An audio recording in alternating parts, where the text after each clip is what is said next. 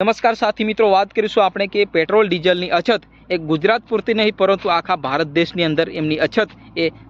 જોવા મળી રહી છે। પરંતુ મિત્રો વાત કરીએ તો આપણા ગુજરાતની અંદર પેટ્રોલ ડીઝલની ખૂબ ગંભીર પરિસ્થિતિ જોવા મળી રહી છે અને ક્યાંક ને ક્યાંક વિરોધ પક્ષના નેતાઓ દ્વારા અહીંયા જે વિરોધ પ્રદર્શન પણ કરવામાં આવી રહ્યો છે। ખાસ કરીને વાત કરીએ આપણે છોટાઉદેપુર જિલ્લાની, છોટાઉદેપુર જિલ્લામાં આમ આદમી પાર્ટીના નેતાઓ દ્વારા ત્યાં વિરોધ કરવામાં આવ્યો અને ક્યાંક ને ક્યાંક ખેડૂતો દ્વારા ત્યાં વિરોધ પ્રદર્શન આપણને જોવા મળ્યું કે ભાઈ નસવાડી તાલુકાની અંદર જે આમ આદમી પાર્ટીના ચૂંટાયેલા સભ્યો અને ક્યાંક ને ક્યાંક ખેડૂતો દ્વારા મામલાદાર કચેરીઓ સુધી ટ્રેક્ટરને ધક્કો મારીને લઈ જઈને ક્યાંક ને ક્યાંક જે વિરોધ આપણને જોવા મળ્યું છે કે ભાઈ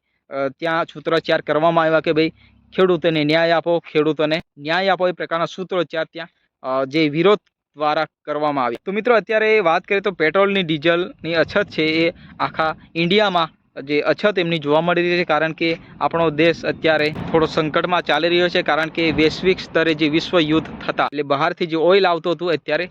ઓછી માત્રામાં આવે છે અને ક્યાંક ને ક્યાંક ઓઇલ અને તેલ એ મળવું અત્યારે મુશ્કેલ બની રહી છે। ત્યારે એવી સ્થિતિમાં જે આખા ભારત દેશમાં જે પેટ્રોલ ડીઝલની અછત એ અનેક જગ્યાએ આપણને જોવા મળી રહી છે। પરંતુ મિત્રો હાલની સ્થિતિ જોવા જઈએ તો અત્યારે ચોમાસાનો જે તૈયારી કરતા ખેડૂતો અત્યારે રોષે ભર્યા છે અને ક્યાંક ને ક્યાંક એમને એમના ખેતરમાં જે ટ્રેક્ટર સાધન ફેરવવા માટે જેમને ડીઝલ જોવે છે એ પૂરતા પ્રમાણમાં મળતું નથી। એના માટે ખેડૂતો દ્વારા અહીંયા સૂત્રોચ્ચાર કરીને સરકારનો વિરોધ કરવામાં આવ્યો છે અને કહેવામાં આવ્યું છે કે ભાઈ ખેડૂતોને ન્યાય આપો। જે રીતના આપણને નસવાડી તાલુકાના ખેડૂતો દ્વારા જે મામલાદાર કચેરી આવેદનપત્ર આપીને ક્યાંક ને ક્યાંક વિરોધ કરવામાં આવ્યો અને ટ્રેક્ટરને તમે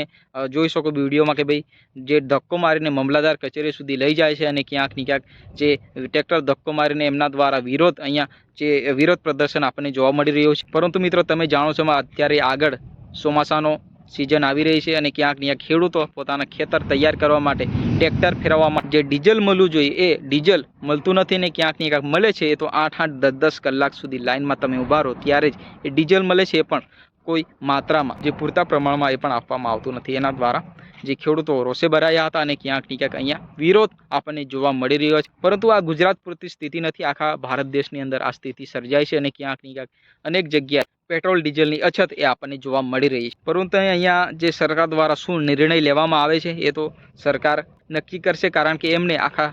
ગુજરાત પૂરતું નહીં પરંતુ આખા ભારત દેશને હેન્ડલ કરવા માટે તમામ નાગરિકો સુધી પેટ્રોલ ડીઝલની જે અછત ન થાય, કારણ કે વૈશ્વિક સ્તરેથી જ આ પેટ્રોલ ડીઝલની અછત એના કારણે આપણા ભારત દેશના જે નાગરિકો છે અત્યારે સંકટમાં મુકાયા। તો પરિસ્થિતિને ધ્યાને રાખીને આપણે પણ આ તમામ જે વસ્તુને સમજવું પડશે અને ક્યાંક ને ક્યાંક એનો સામનો પણ આપણે કરવું પડશે। તો મિત્રો તમને વિડીયો પસંદ આવે તો વિડીયોને લાઇક કરો, ચેનલ પર નવા આવ્યો તો ચેનલને સબસ્ક્રાઈબ કરીને જજો, કારણ કે તમારો ભાઈ છે નવા વિડીયો નવા ટોપિક સાથે આવતો હોય છે। ફરી મળીએ નેક્સ્ટ વિડીયોમાં, ત્યાં સુધી જય હિન્દ।